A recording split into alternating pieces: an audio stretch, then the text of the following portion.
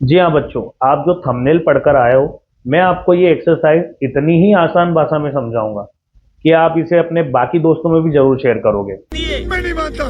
अब मानना तो पड़ेगा, क्योंकि माने बिना काम भी नहीं चलेगा। इसलिए चलिए हम शुरू करते बिना कोई देरी के अपनी एक्सरसाइज 1.2। लेकिन इसको शुरू करने से पहले मैं आपको कुछ बेसिक चीजें बताना चाहूंगा जो आपके बड़े काम आएगी, क्योंकि उन बिना बेसिक चीजों को जाने आप लोग इस एक्सरसाइज को कर भी नहीं पाओगे। सबसे पहले मैं बात करता हूँ, आप लोगों ने आपकी पुरानी क्लासेस में रेशनल नंबर और इरेशनल नंबर तो जरूर पढ़ा होगा।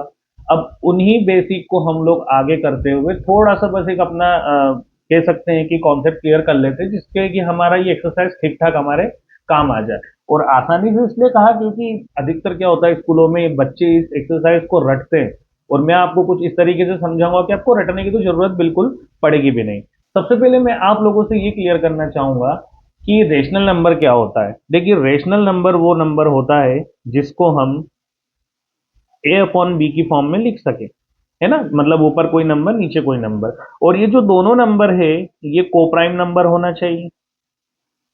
अब आप बोलोगे सर कोप्राइम नंबर क्या होता है? कोप्राइम नंबर वो नंबर होता है जिनका फैक्टर हमेशा, कॉमन फैक्टर हमेशा 1 होता है। जैसे, चलिए मैं आपको बताता हूं, जैसे दो नंबर है 2 और 3। अगर आप इनके फैक्टर करोगे तो इसके फैक्टर, कॉमन फैक्टर क्या निकलेंगे? एक तो 2 1 जा 2 होता है, और एक 3 1 जा 3 होता है। लेकिन कॉमन हमेशा क्या आएगा? 1 आएगा। इसीलिए मैं आपको बता रहा हूं कि वो नंबर जिनका कॉमन फैक्टर हमेशा 1 होता है उसको कोप्राइम नंबर बोलते हैं। और ये जो ए और बी है इनका कोप्राइम होना बहुत जरूरी है, तभी वो क्या होगा? रेशनल होगा। अगर ये कोप्राइम नहीं है तो वो क्या होगा? इरेशनल होगा। अब इरेशनल नंबर दिखते कैसे हैं? √5, √2, √3, और आपका पाई भी इरेशनल है। ये सारे नंबर क्या है? इरेशनल है। क्यों इरेशनल है? क्योंकि हम इसको ए अपॉन बी की फॉर्म में नहीं लिख सकते। अब इसका जो बेसिक है आपने 9th या 8th में तो पढ़ा ही होगा, 9th में आपने बिल्कुल अच्छे से पढ़ा होगा। और नहीं भी पढ़ा है तो इतना ज्यादा काम नहीं आने वाला है, बस आपको इतना ध्यान में रखना है कि ये सारे क्या हो जाते हैं? आपके इरेशनल नंबर। और ये ऊपर रेशनल नंबर है जिसको हम ए अपॉन बी की फॉर्म में लिख सकते हैं। अब हम चलते हैं हमारी एक्सरसाइज की ओर, जिसमें पहला ही क्वेश्चन दे रखा है कि prove that √5 is a irrational number. अब √5 तो इरेशनल नंबर है ही सही, लेकिन फिर भी ये मैथमेटिक्स हमसे चाहता है कि हम उसे प्रूव करके बताएं कि ये इरेशनल नंबर है। देखो, मैं आपको एक तरीका बताता हूँ, किसी भी चीज को प्रूव करने के लिए पहले हमें उसका अपोज करना बहुत जरूरी, उसका विरोध करना बहुत जरूरी। जब तक आप उसका विरोध नहीं करेंगे तो वो जो है प्रूव नहीं हो पाएगी। ठीक है, मैं ऐसा इसलिए कह रहा हूं कि अगर ये कह रहा है कि √5 इरेशनल नंबर है तो हम लोग क्या बोलेंगे? √5 एक रेशनल नंबर है, तभी तो हम अपनी बात को रख पाएंगे। तो चलिए हम लोग शुरू करते हैं हमारे सॉल्यूशन में। सॉल्यूशन में हम लिखते हैं, let √5 is rational number. √5 is rational number. क्यों भाई साहब, ये क्यों लिखा हमने √5 इज ए रेशनल नंबर? इसलिए लिखा क्योंकि इरेशनल प्रूव भी तो करना है। ठीक है, अब रेशनल माना है तो रेशनल की प्रॉपर्टी क्या होती है? अभी मैंने आपको थोड़ी देर पहले बताया था कि नंबर को अगर हम ए अपॉन बी की फॉर्म में लिख दें तो वो रेशनल हो जाएगा। ठीक है, जहां पे ये जो बी है, वेयर बी, ये जो नीचे वाला नंबर है ये कभी भी जीरो नहीं होना चाहिए, is not equal to zero. And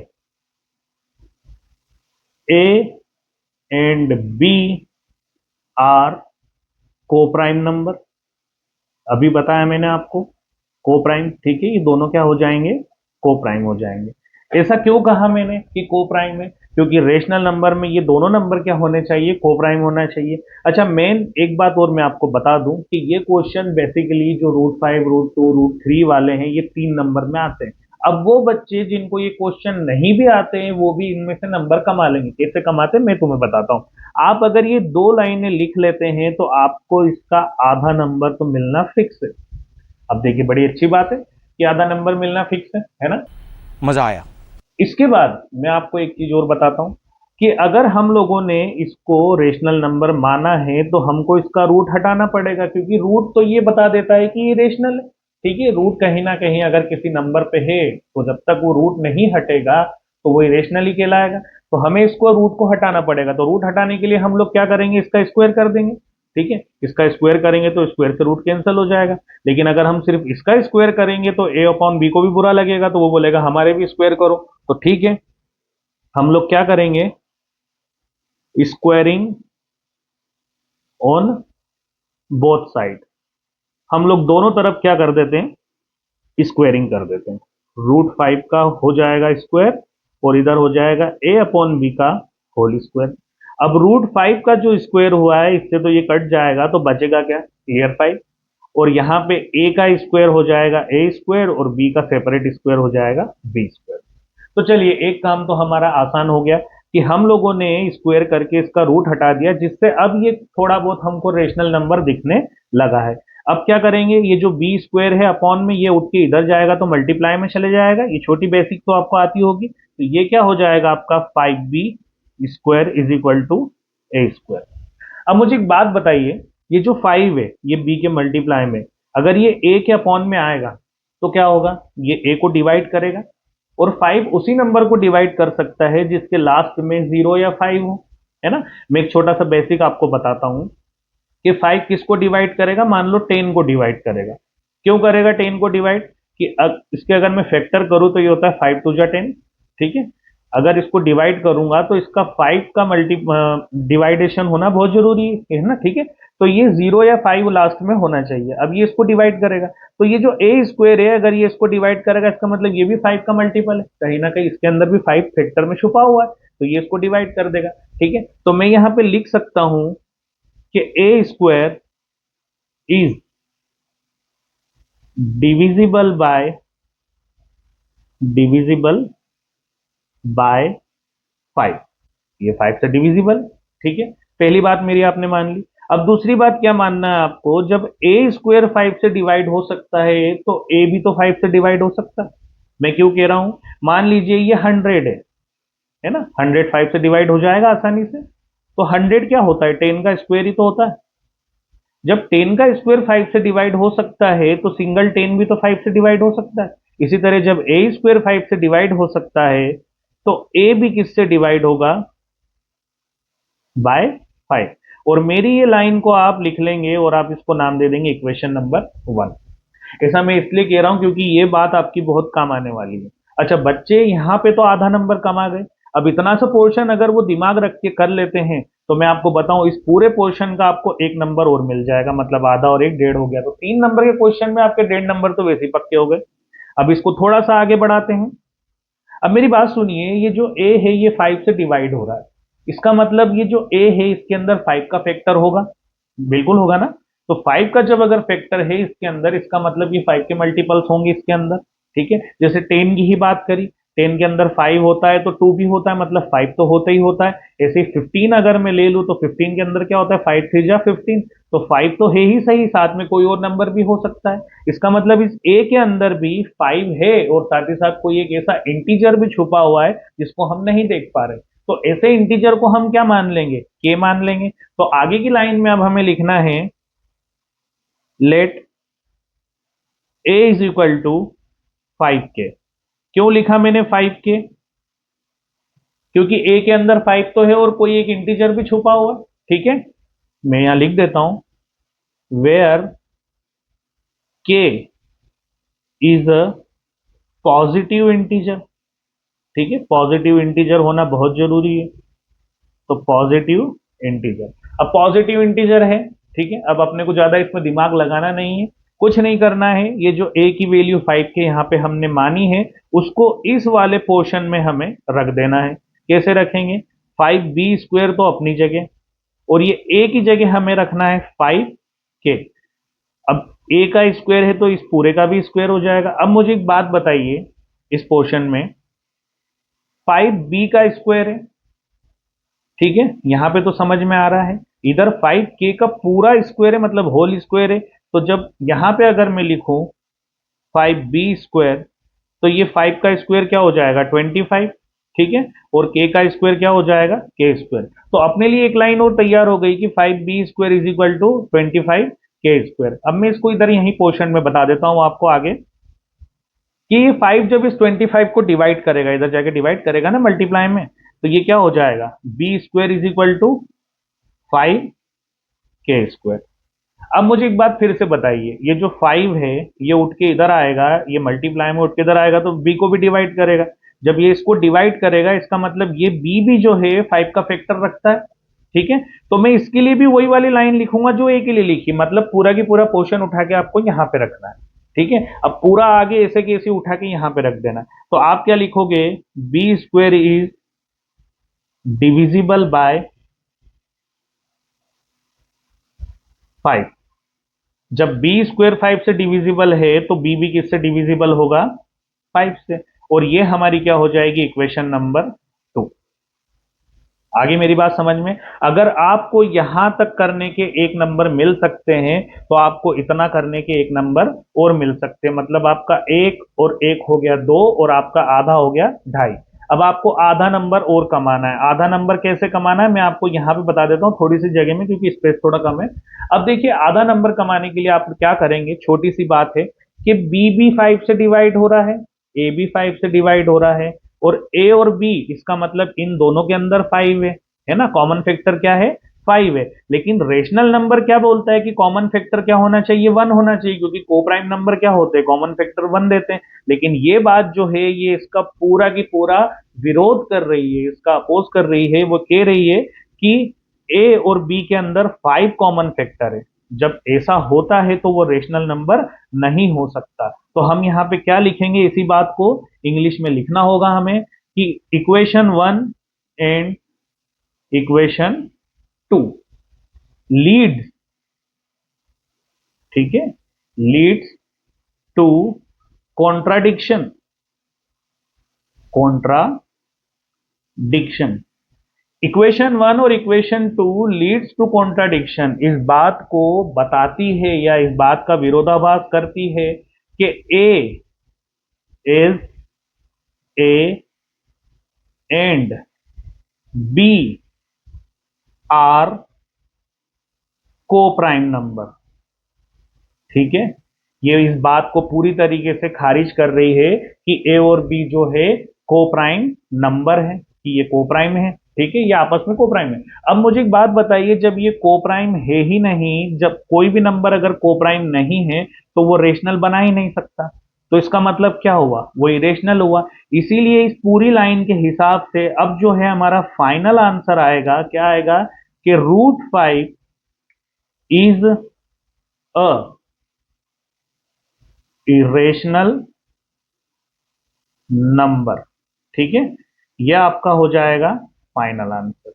अगर आप ये कर देते हैं तो इतने से पार्ट के आपको आधे नंबर और मिल जाएंगे, मतलब आधा यहां हो गया, आधा यहां हो गया, एक और एक हो गया 2। इस तरीके से आपको 3 नंबर बनते हैं। ठीक है, अगर ये क्वेश्चन समझ में आया है तो तुरंत अभी के अभी इसे अपने सारे दोस्तों में शेयर कर दो और जल्दी से चलो अपने अगले क्वेश्चन पे।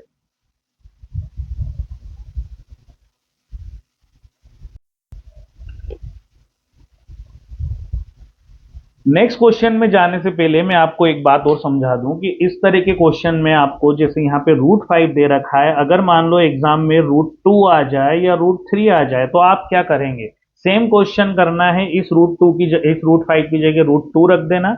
जैसे यहाँ पे आपने √5 का स्क्वायर करा, आप √2 का स्क्वायर करोगे, आपको यहाँ पे 2 क्लियर मिल जाएगा, इधर भी 2 रहेगा और यहाँ पर भी सारी प्रोसेस वही की वही रहेगी। लेकिन जब आप यहाँ पे a की वैल्यू 5k रख रहे हैं तो आपको a की वैल्यू 2k रखना होगी, और जब आप 2k यहाँ रखेंगे तो यहाँ भी 2k रखेंगे। जिस तरीके से यहाँ पे 5 का स्क्वायर हुआ था तो यहाँ पे 2 का स्क्वायर होगा। 2 का स्क्वायर क्या होता है, 4। एज इट इज आपको यहाँ पे √3 रखना होगा, √3 पूरी जगह चलेगा, यहाँ पे 3 आ जाएगा, यहाँ 3 आ जाएगा, यहाँ 3 आ जाएगा, यहाँ 3 आ जाएगा। लेकिन यहां पे जब 3 का स्क्वायर होगा तो वो क्या हो जाएगा, 9। मतलब एग्जाम में आपको कोई सा भी क्वेश्चन दे दे, अगर आपको मेथड आ गया है तो आप लोग इसको आसानी से कर लेंगे। साथ ही साथ मैं एक बात और बताना चाहूंगा कि इस क्वेश्चन को आप भले ही आ गया हो अभी, लेकिन आप प्लीज इसे 3 से 4 बार प्रैक्टिस और करना। और अगर आपको ये समझ में आ ही गया है तो अब हम आगे बढ़ते हैं। Once more! Once more! देखिए वंस मोर तो यहाँ पे होगा नहीं। क्यों नहीं होगा, क्योंकि ये वीडियो है, आप चाहे तो इसको रिवाइज करके देख सकते हैं, है ना, फिर से इसको पीछे चले जाए। आप चाहे वंस मोर क्या, आप 2s मोर, 10s मोर, 100 मोर कर सकते हैं। चलिए बच्चों, अब हम देखते हैं अपना नेक्स्ट क्वेश्चन, क्वेश्चन नंबर 2 मैं पढ़ता हूं आपके लिए। Prove that 3 + 2 √5 is irrational. अब यहाँ पे क्वेश्चन का मोड थोड़ा सा चेंज हो गया है, तो जाहिर सी बात है हमको इसके लिए मेथड भी चेंज करना होगी। अब जो पिछले क्वेश्चन वाली मेथड थी वो वाली मेथड इसमें बिल्कुल भी काम नहीं आएगी, तो अब हम लोग इसको नए तरीके से करेंगे, ठीक है। अब यहाँ पे उसने जो क्वेश्चन दिया है कि 3 + 2√5 भी एक इरेशनल नंबर है, वो आपको बताना है। उसके लिए आप क्या लिखेंगे, सेम पिछली चीज में से कुछ हमें उठानी पड़ेगी पिछले क्वेश्चन से।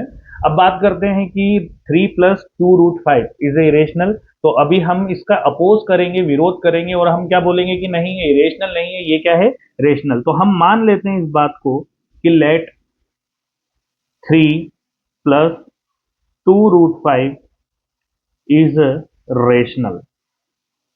उसने कहा इरेशनल और हमने क्या मान लिया, ये रेशनल। अब रेशनल माना है तो रेशनल के लिए प्रॉपर्टी क्या होगी कि 3 + 2√5 इज इक्वल टू क्या होगा, वह a/b। क्यों a/b लिया, क्योंकि रेशनल नंबर हमेशा a/b की फॉर्म में होते हैं, ठीक है। Where b is not equal to 0। अच्छा, यहाँ पे वो को प्राइम वाला आपको फैक्ट यहाँ पे यूज नहीं करना है, आप चाहे तो इसको इतना भी कर सकते हैं, क्योंकि वर्डिंग समय और नीचे ज्यादा लेना पड़ेगी, अननेसेसरी क्वेश्चन बड़ा हो जाएगा, ठीक है। सॉल्यूशन हम इसको ज्यादा बड़ा नहीं करेंगे।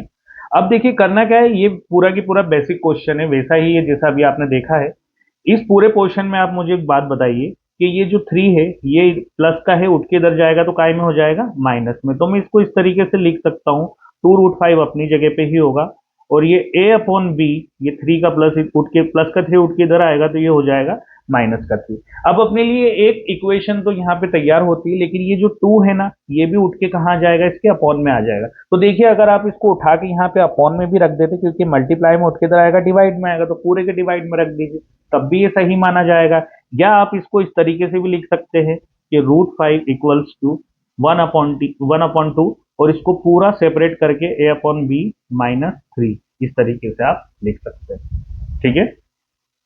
अब देखिए ये जो इतना सा पोर्शन है ना, ये यहाँ पे आपको इसके एक नंबर दिलवा ही देगा, ठीक है। अब जो मेन चीज आने वाली है इसकी वर्डिंग, जो आपको ये प्रूव करना है या जो बातें आपको बतानी है कि ये रेशनल है, वो वर्डिंग्स आपके बड़े काम की। तो आप इतने में तो ये प्रूव कर दिया इसको कि ये रेशनल है, ठीक है। तो जब ये प्रूव कर रहा है ये रेशनल है, तो हमको इसके लिए लिखना भी पड़ेगा कि ये जो a/b है, ये पूरा की पूरा पोर्शन क्या है, रेशनल है ना। जब ये रेशनल है तो इसके इक्वल वाला पोर्शन भी क्या होगा, रेशनल हो जाएगा, क्योंकि दोनों इक्वली तो हुए ना। तो इसको हमने मान लिया रेशनल। तो अब हम क्या लिखेंगे, since a and b are integers, इतना सा लिखा। अब यह लिखेंगे 1/2, जब ये इंटीजर्स है तो ये वाला पोर्शन क्या हो जाएगा आपका, रेशनल। तो a/b-3, ठीक है। ये पोर्शन क्या हो जाएगा, विल आल्सो बी रेशनल, ठीक है, रेशनल।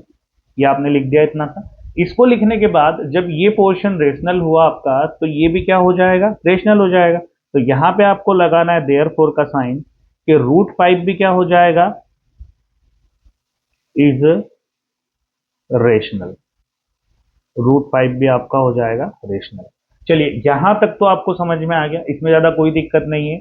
आपने अगर इतना कर दिया तो आपको इसके 2.5 नंबर मिल जाएंगे, ठीक है। 2.5 नंबर काफी अच्छे नंबर होते हैं।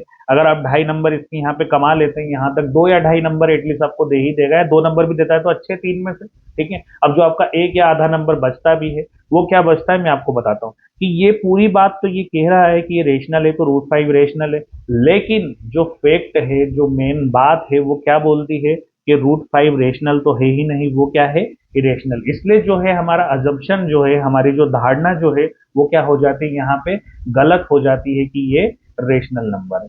आगे बढ़े हम, तो इसको इंग्लिश में लिखना पड़ेगा। बताने के लिए कैसे लिखेंगे, यहाँ पे आप लिखोगे but this contradict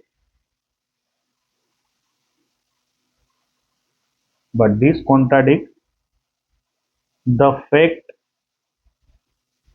that √5 is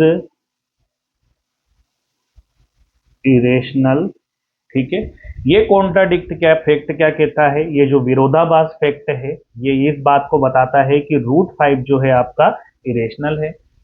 hence इसी तरह आप लिखोगे हेंस, हेंस का मतलब होता है इसी तरह अवर अजम्पशन, अवर अजम्पशन मतलब धारणा, जो हमने धारणा बनाई थी, दैट क्या धारणा बनाई थी कि 3 + 2√5 इज रेशनल। ये जो धारणा हमने बनाई थी कि 3 + 2√5 रेशनल है, ये वाली धारणा इज फॉल्स, ये क्या हो जाती यहाँ पे गलत हो जाती। ठीक है, तो इस तरीके से अगर आप इतना पोर्शन लिख देते हैं तो आपका काम बन जाएगा, आपको फुल मार्क्स मिल जाएंगे। लेकिन अगर मान लीजिए आप यहाँ पे इस पोर्शन को लिख के छोड़ देते हैं और इरेशनल तक भी लिख देते हैं या इतना पोर्शन डाल देते हैं, तो यहाँ पे आपके आधे नंबर कट जाएंगे। ऐसा क्यों बोल रहा हूँ, क्योंकि मैथ के अंदर जरूरी नहीं कि आपने सॉल्यूशन कर दिया तो आपको फुल मार्क्स मिल जाएंगे, आपको वर्डिंग्स पूरी डालना पड़ती है, वर्ड्स के नंबर मिलते हैं और आपको उतना बड़ा सॉल्यूशन आपका दिखाना भी पड़ेगा, तब जाके आपको इसके फुल मार्क्स मिलेंगे। अगर ये क्वेश्चन समझ में आया है तो हम बढ़ते आगे, और नहीं आया है तो आप इसको वापस से देखें और 2 से 3 बार आप प्रैक्टिस जरूर करें ताकि एग्जाम तक ये आपको अच्छे से क्लियर हो जाए। अगले क्वेश्चन में बढ़ने से पहले मैं आपको एक बात और बता दूं कि इस टाइप का एक क्वेश्चन और बनता है जो आपके एग्जाम्पल में होगा, और कहीं भी अगर मान लीजिए एग्जामिनर आपको चेंज या पूछने वाला आपको एग्जाम में कोई नंबर या डिजिट चेंज कर देता है या साइन बदल देता है, ऐसी कंडीशन में आपको कुछ नहीं करना, डरना नहीं है।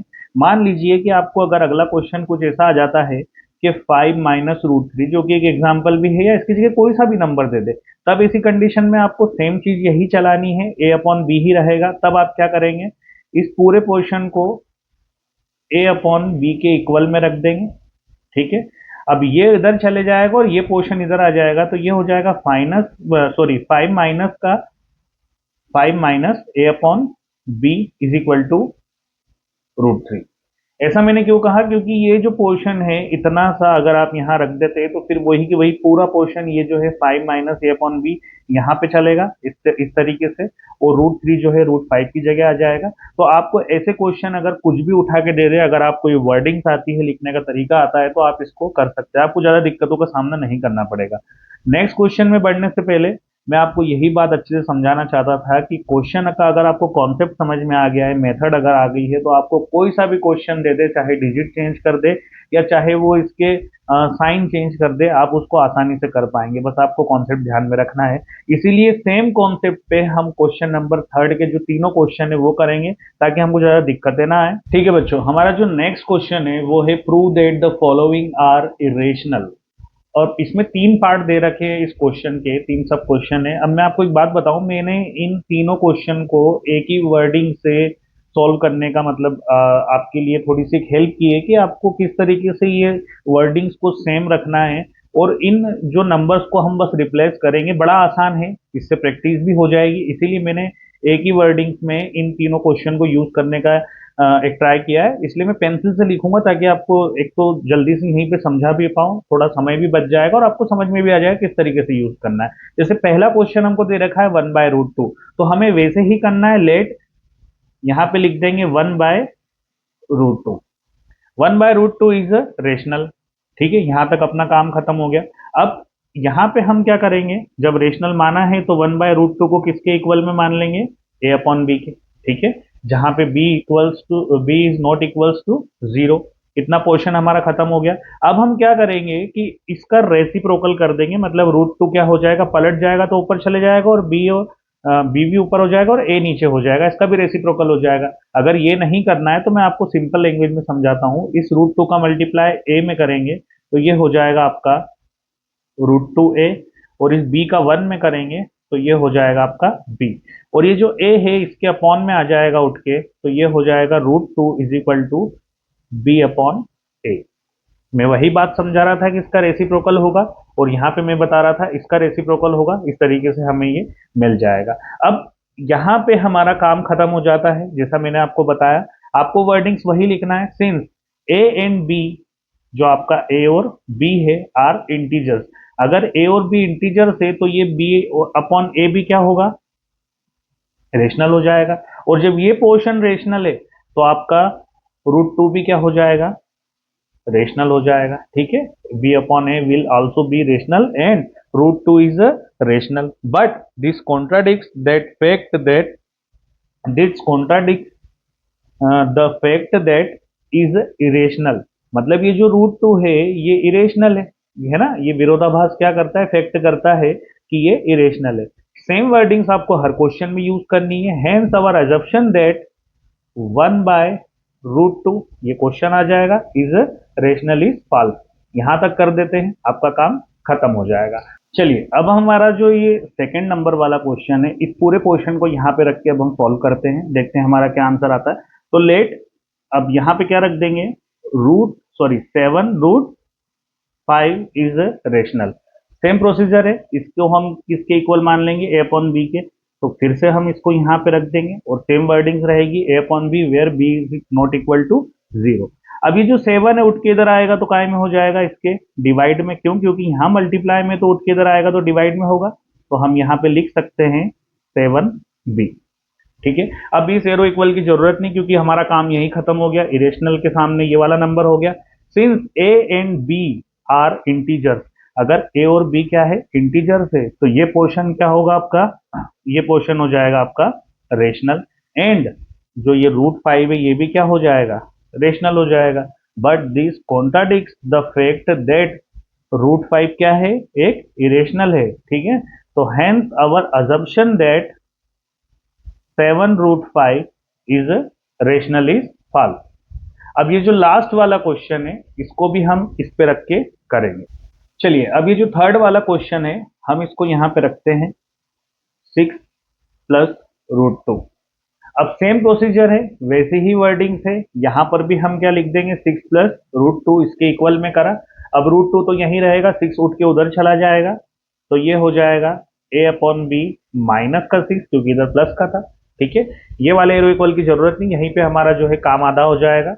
Since a and b are integers, तो यहाँ पे हम इस पूरे पोर्शन को भी क्या मान लेंगे, ये क्या हो जाएगा, रेशनल। आगे बात करते हैं, जब ये रेशनल हुआ तो हमारा √2 भी क्या हो जाएगा, rational. But this contradicts the fact that आपका जो ये पूरा पोर्शन है इसमें से केवल इतना लिखना है कि √2 क्या है, इरेशनल है, लेकिन यहाँ पे इस क्वेश्चन को पूरा लिख देना, आपका सॉल्यूशन हो जाएगा कंप्लीट। तो ये था पूरी एक्सरसाइज का बढ़िया सॉल्यूशन। जैसा कि मैंने आपको कहा था, बड़ी आसानी से और आसान भाषा में मैं आपको समझाऊंगा, और मुझे पूरी उम्मीद है कि आपको ये समझ में आया होगा। अगर समझ में आ गया है तो कमेंट में जरूर बताना कि सर आपका सेशन बड़ा मस्त था। और दूसरी चीज, इस वीडियो को आपके दोस्तों में भी जरूर शेयर करें, क्योंकि मैं आपके लिए पूरा की पूरा एनसीईआरटी सॉल्यूशन इसी तरीके से आसान लैंग्वेज में और बड़ी अच्छी ट्रिक और मेथड के साथ समझाऊंगा, ताकि आपको कोई भी प्रॉब्लम ना आए। और मैथ्स के अंदर आपके 100 आउट ऑफ 100 आने की पूरी पूरी गारंटी हो जाती है। बस आपको इसी तरीके से प्रॉपर टाइम पे क्लासेस अटेंड करनी है, और जब भी आप पढ़ने बैठें तो आप लोग कोशिश करें कि जब आप पढ़ने बैठे तो पूरा आपका कंसंट्रेशन फोकस वहां पे होना चाहिए, ना कोई गेमिंग का ख्याल दिमाग में आना चाहिए, ना किसी तरीके का कोई और। क्योंकि जब आप मैथ्स अच्छे से करने लगते हैं ना, तो मैथ्स ही एकमात्र ऐसा सब्जेक्ट है जो आपकी ब्रेन एक्सरसाइज कराता है, और आपके बाकी के सब्जेक्ट के लिए भी काफी ज्यादा ये बेनिफिशियल हो जाता है। चलिए इसी के साथ मैं आपका धन्यवाद करता हूँ। Thank you so much.